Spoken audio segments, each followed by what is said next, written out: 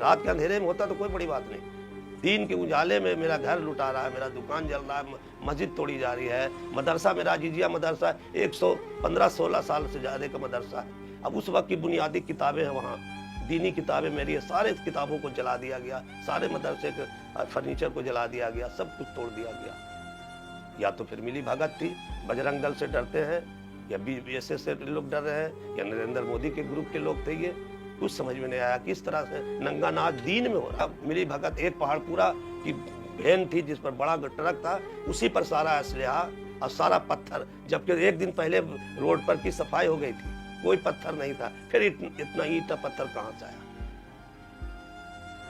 Contact करने का ये है कि साहब हमारे तरफ से कोई रिवर्स होता तो बताते, आपके एक आध मकान उनका जला है, एक आध दुकान उनकी जली है, ऐसा कोई बात नहीं है। सारी प्रॉपर्टी मेरी बर्बाद हुई, मेरे कौम की बर्बाद हुई, मेरे अल्लाह का घर बर्बाद हुआ।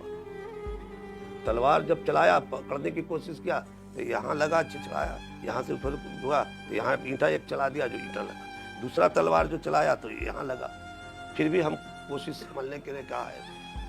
नतीजा यह है कि उसके बाद तो जो बार आने लगा, ये सब जो निशानी है इसको देखा जाए, और ये है, आप पीठ दिखाएंगे तो आपको आ रही है। नतीजा यह है कि हम लोग रिवॉल्ट नहीं हुए, नतीजा ये सामने है। मेरे जिस जगह पर हम बैठे तो उससे मुश्किल से 10 कदम की दूरी पर एक नील कमल फर्नीचर है, जिसका नीचे से ऊपर तक शीशे का बिल्डिंग है, बहुत बड़ी बिल्डिंग है। एक ठो रोड़ा भी हमारे बच्चों ने, हमारा लड़का हमारे तरफ से नहीं चलाया। ये अंजुमन की एक हिदायत थी पहले से हम लोगों ने मस्जिद में भी ऐलान किया था कि साहब जो है ऐसा कोई बच्चा मेरा नहीं निकलेगा, मेरी औरतें नहीं निकलेगी।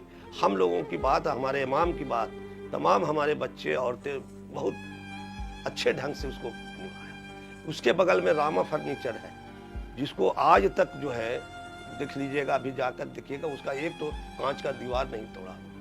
मेरा एक होटल है सिटी पैलेस, जो जदयू के एक्टिव मेंबर है, उनका शीशे का दीवार कांच टूट रहा है। उसके बगल में जो है कृष्णा पैलेस है, साईं पैलेस है, एक तो कांच नहीं टूटा है।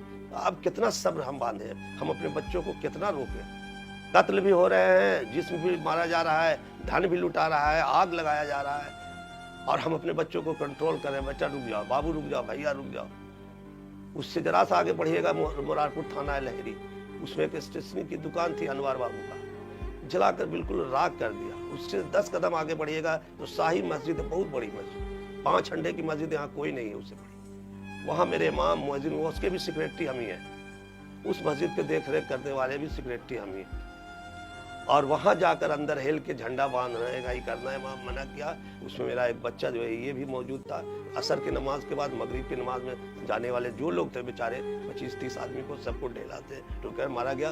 ऊपर का पंखा, सीलिंग का पंखा, डंडा, मेरा मीनार का कुछ सब चीज़ तोड़ा गया।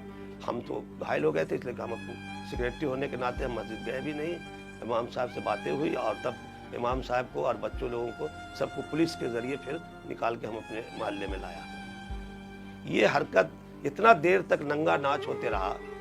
कहाँ SP महोदय थे, कहाँ DSP थे, कहाँ SDO थे। इस वक्त तो कोई जो भी मामला बिगड़ा वो रात को बिगड़ा, दिन में तो सिर्फ रोड पर नंगा नाच हो रहा था।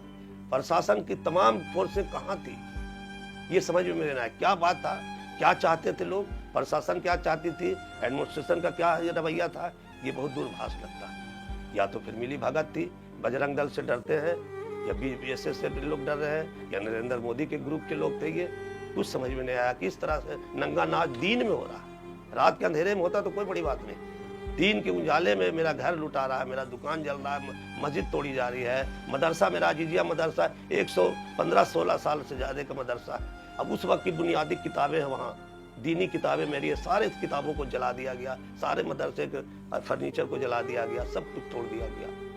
अब सरकार क्या करती है, क्या एक्शन लेती है, ये तो अब बिहार सरकार जो हमारा है, इससे हमारी डिमांड है इसकी सही जांच कराया जाए, CBI से, CID से जांच करावे।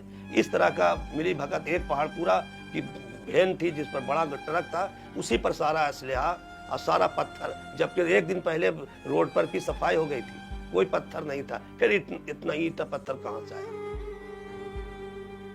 कांटेक्ट करने का ये है कि साहब हमारे तरफ से कोई रिवर्स होता तो बताते, आपके एक आध मकान उनका जला है, एक आध दुकान उनकी जली है, ऐसा कोई बात नहीं है। सारी प्रॉपर्टी मेरी बर्बाद हुई है, मेरी कौम की बर्बाद हुई, मेरे अल्लाह का घर बर्बाद हुआ।